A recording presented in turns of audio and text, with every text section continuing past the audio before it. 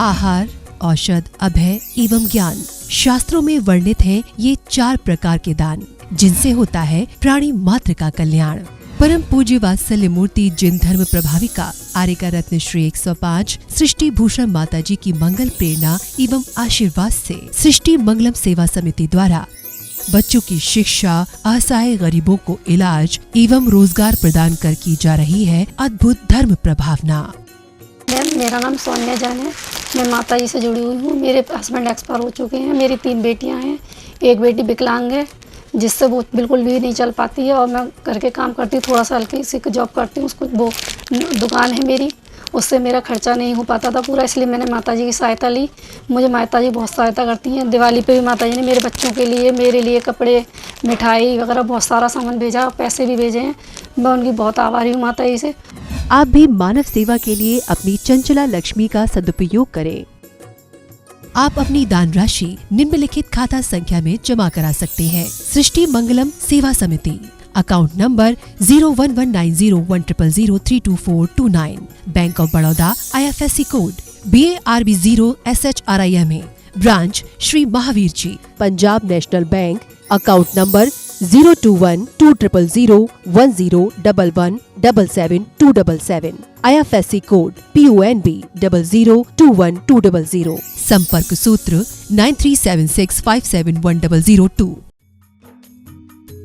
इस कार्यक्रम के पुण्यार्चक हैं रविंद्र प्रसाद जैन, बीना जैन, पुत्र पुत्रवधू राजीव जैन, पूजा जैन, अरुण जैन, निधि जैन, पुत्री दामाद संजीव जैन, ऋतु जैन, पौत्र तुषार, विपुल, वैशाली, गरिमा, सम्यक, रोहन, शौर्य, श्रीमती गीता जैन, धर्मपत्नी श्री संजय जैन, पुत्र अभिनव जैन, सुपुत्री तृप्ति जैन, दामाद श्री अंकित जैन, नाती दिव्य जैन, गोहाना, हरियाणा, सुभाष चंद्र जैन, उषा जैन, सोनिया जैन, मयंक जैन, आगरा, श्री सुशील कुमार जैन, धर्मपत्नी श्रीमती निर्मल जैन, पुत्र पुत्रवधू श्री मुनीश कुमार जैन, धर्मपत्नी श्रीमती मेघा जैन, श्री हर्ष कुमार जैन, धर्मपत्नी श्रीमती सोनिका जैन, पौत्र समर्थ जैन एवं पार्थ जैन, पौत्री भव्या जैन, हिया जैन एवं Shri Jain, firm Shri Arihant oil and general mills, तहसील रोड, जगराव, पंजाब, श्री विनय कुमार जैन, श्रीमती सरिता जैन, पुत्र श्री अंकुर जैन, पुत्रवधू श्रीमती सीमा जैन, पौत्र दिव्यम जैन, शालीमार बाग, दिल्ली।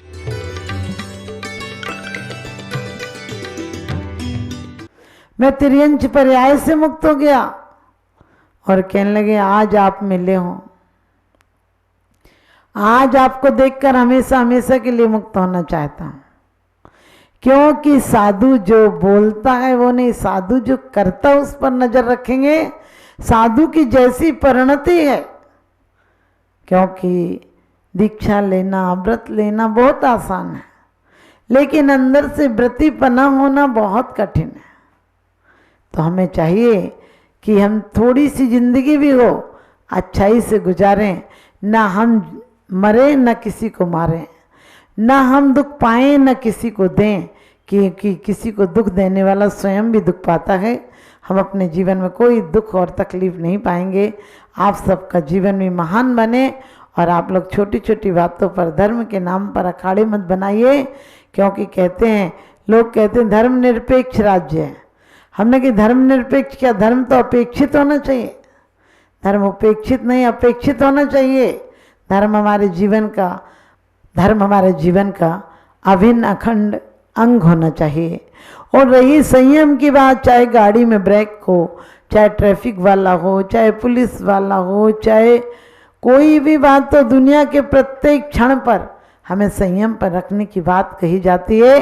क्योंकि संयम की सीढ़ी जो चढ़ता है वो एक दिन मोक्ष की सीढ़ी भी चढ़ जाता है। और असंयम में करोड़ों वर्ष आप तपस्या कर लो, कुछ भी कर लो, करोड़ों वर्ष आप एक टाइम खा लो, जितने 1000 वर्ष के आयु उतने 1000 वर्ष बाद अमृत से सिर्फ गले से अमृत झरेगा, लेकिन उससे भी मोक्ष नहीं होता है। मोक्ष तो जब ही होता है जब इंद्रियों पर संयम रखो, आत्म नियंत्रण रखो, और हर साल हर बार नज़र अपनी समीचीन रखो, तो आप सबका भी कल्याण होगा और आपका स्वास्थ्य ठीक रहेगा। आपकी संपत्ति सही दिशा में रहेगी, और संपत्ति आपको सुख दे सकती है। क्योंकि महलों और झोंपड़ों में दोनों में जिंदगी जीती है।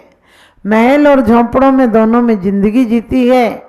महल में इंसान और झोंपड़ी में इंसानियत रहती है। महल में इंसान और झोंपड़ी में इंसानियत रहती है। तो हमें चाहिए कि हम इंसानों की तरह नहीं, इंसानियत के साथ रहें, तो हमारा जीवन सफल होगा। आप सबका जीवन भी बहुत सफल हो। जीवन में दया, परोपकार, प्रेम, अपनत्व कभी मत भूलना, इससे कोई बंध नहीं होता है। आज तक किसी ने खुशहाली में हत्या नहीं की, किसी ने भी खुशहाली में दूसरों की हत्या भी नहीं की, तो आत्महत्या भी नहीं की। आप चाहते कि दुनिया एक अमन प्रेम का संचार बने, तो हम सबको प्रेम जगाना है, आपसे कलेश मिटाना है, यही मेरा आशीर्वाद। मोहेन समृतम ज्ञानम, मोहेन समृतम ज्ञानम स्वभावम लभते नहीं, मत्ता पुमान पदार्था नाम यथा मदन को द्रवाई। आचार्य कहते हैं कि मोह के द्वारा ज्ञान ऐसा ढका हुआ है कि हमें बाहरी पदार्थ ही हमारे दिखते हैं।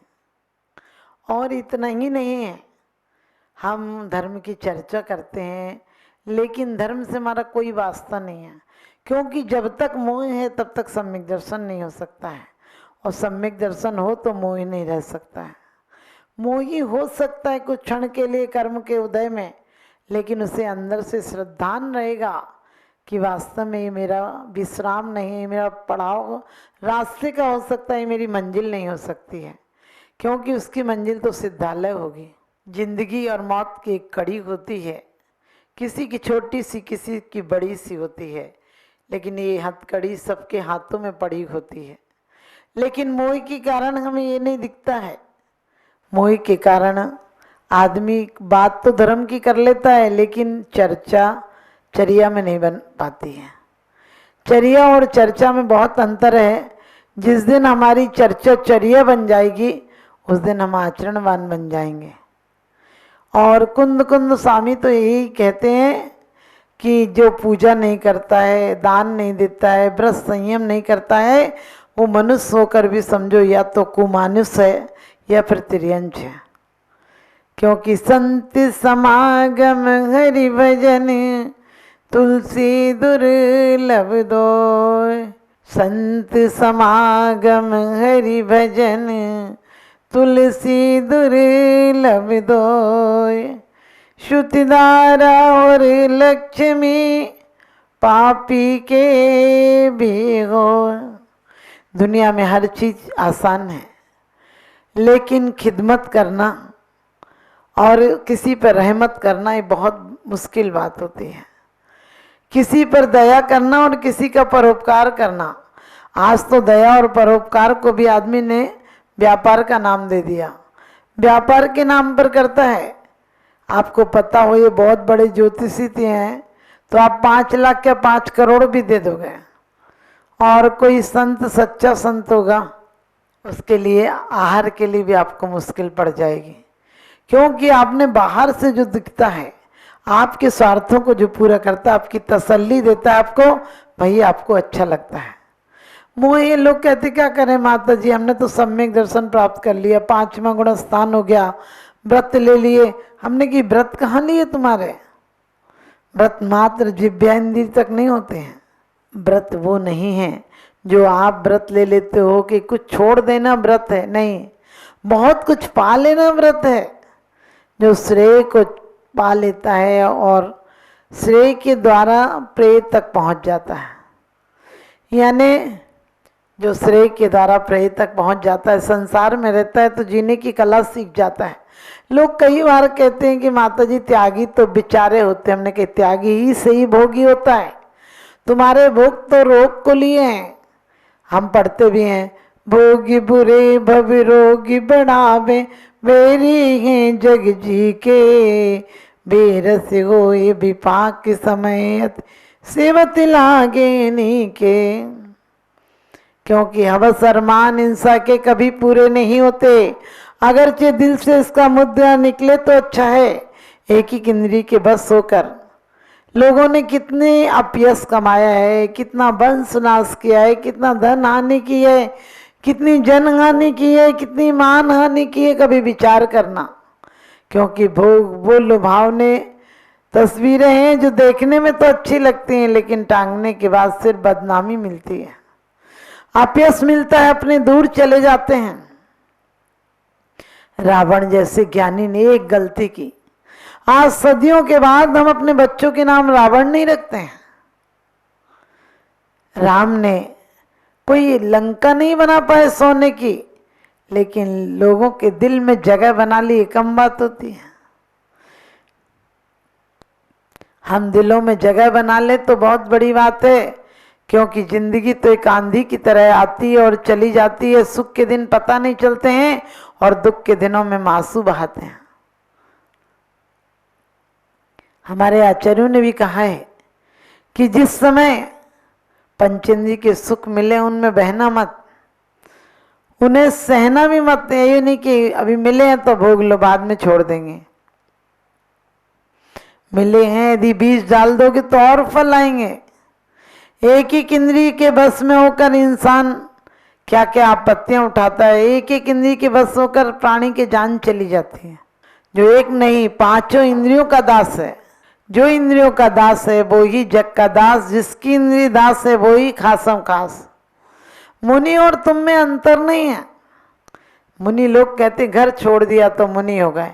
हमने कहीं घर नहीं छोड़ दिया। घर के पहले उन्होंने घर का राग था, अहंकार था, अपनत्व था, ममत्व था, प्रतिष्ठा थी, पैसा था, परिवार था, व्यापार था, सब छोड़ दिया और अंदर का भी छोड़ दिया। मात्र बाहर के व्यापार से संसार नहीं बढ़ता है, अंदर का व्यापार बड़ा खतरनाक होता है। अंदर का व्यापार तो संत हो जाओ तब भी बंद नहीं होता है, लेकिन वास्तव में जो सच्चे संत हो जाते हैं वो तो घर में भी रहकर संसार का अंत कर देते हैं। लोग कहते हैं बड़ा स्वार्थी है, ये बड़ा मतलबी है। हमने कही मतलबी आदमी बेवकूफ होता है। जो अपने आप को स्वार्थी बताता है वो सबसे मूर्ख होता है। जो चालाक होता है वो मूर्ख होता है। क्यों मूर्ख होता है? क्योंकि वो अपनी गांठ का दाम गमा कर और होशियार बनकर जा रहे हैं। एक बदमाश था, बहुत बदमाश था, लोगों को ठगी कर लेता था, डकैती डाल लेता था, चोरी कर लेता था और एक शिक्षे पर बैठ जाता था। लोग उसे समझते थे बड़ा भारी संत है, उसकी इज्जत करते थे। गांव में प्रतिदिन चोरियां बढ़ने लगी। एक दिन पुलिस वालों ने, गुप्तचरों ने मिलकर पता लगाया तो वो चोर पकड़ा गया। चोर पकड़ा गया, लोगों ने कहा इसे फांसी की सजा देनी है। तो ऐसा करते हैं, फांसी की तो फांसी की व्यवस्था नहीं हो पाएगी, इसे मृत्यु दंड देना है, अपन तालाब में डुबा देंगे।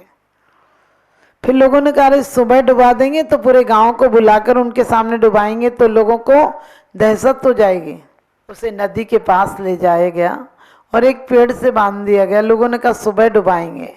अब वो तो चालाक आदमी था, बुद्धिमान आदमी था, क्योंकि जो समझते स्वयं को सबसे बड़े हैं, जो समझते स्वयं को सबसे बड़े हैं, वे धर्म से बहुत दूर अभी खड़े हैं। व्यक्तित्व को, हमको, मद को मिटा दे, तू भी सको सहज में प्रभु से मिला दे। तो उस व्यक्ति को बांध कर गए रात को लोग, और उधर से बेचारा एक गडरिया आ रहा था जो बकरियां चराने वाला होता है। उसको लगा ये कौन आदमी बंधा हुआ है लगता है, तो वो गए पास में और कहने लगे भैया तुम क्यों बंधे हो? तो कहने लगे तुम खोल दो। बोले हम खोलेंगे तो खोल देंगे, आप बंधे क्यों हो? बोले तुम खुश हो जाओगे मेरे बंधने का कारण पूछोगे तो। उनने कहा मैं पूछ तो रहा हूं आप कैसे बंध गए इसमें? तो कहने लगे मैं हूं संत आदमी, मैं घर से नियम लेकर निकला हूं कि बिल्कुल शुद्ध 2 रोटी खाने तो 2 रोटी का चुन लूंगा, लेकिन ये गांव वाले बड़े शैतान हैं, मुझे 2 रोटी का चून चाहिए और कुछ नहीं चाहिए। और ये गांव वाले ऐसे हैं कि मेरे पास सोना चांदी असरफियाँ बहुत सारा सामान लाए थे और कह रहे थे रोज लाएंगे। मैंने कहा हाथ जुड़ाओ, मैं तो नहीं पड़ता परिग्रह में। और बस फिर क्या था, मैंने परिग्रह की मना की, हम लोगों में बहस हुई और वो लोग सब बहुत सारे थे, हमें बांध के चले गए। कहने लगे अब क्या कर रहे हो? वो कहने लगा अब क्या कर रहा हूँ, अब खड़ा हूँ, अब मैं जकड़ा हूँ तो अब क्या कर सकता हूँ? तो बोले हम छूट सकते हो तुम, हमें मिल सकता है वो धन? तो वो कहने लगा हम छूट सकते हैं। बोले क्या बात है? बोले तुम हमारी जगह खड़े हो जाओ और बंद जाओ, वो लोग आएंगे अंधेरे में, उनको पता तो चलेगा नहीं आदमी कैसी शक्ल है। अंधेरे में मुझे लुटा के लाए थे, अंधेरे में तुम्हें ले जाएंगे।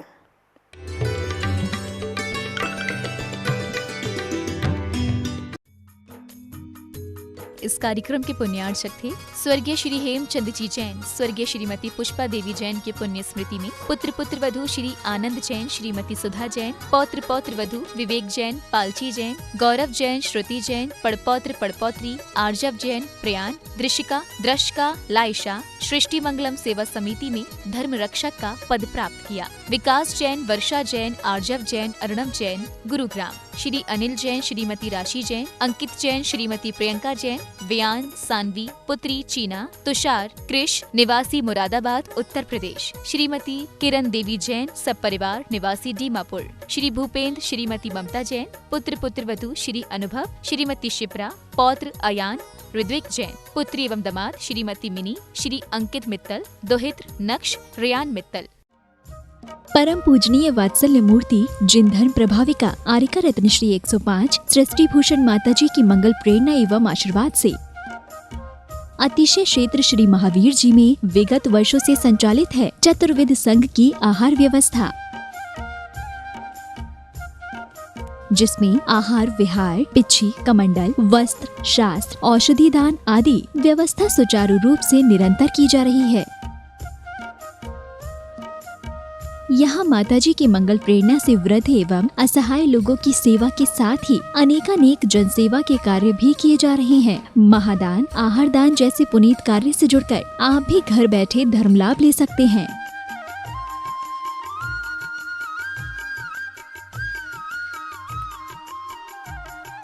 शिरोमणि संरक्षक 2,11,000, संरक्षक 1,11,000, अति विशिष्ट सदस्य 71,000, विशिष्ट सदस्य 51,000, सदस्यता 31,000, सामान्य सदस्यता 2 वर्ष 21,000, सामान्य सदस्यता 1 वर्ष 11,000, एक दिवसीय आहार व्यवस्था 2100, संपर्क सूत्र 9376571002। आप अपनी दान राशि निम्नलिखित खाता संख्या में जमा करा सकते हैं। सृष्टि Mangalam Seva Samiti, account number 011901000032429, bank of Baroda, IFSC code BARB 0SHRIMA, branch Shri Mahavir ji. Srishti Mangalam Seva Samiti, Punjab national bank, account number 021-2001-101-177-277, IFSC code PUNB 0021200।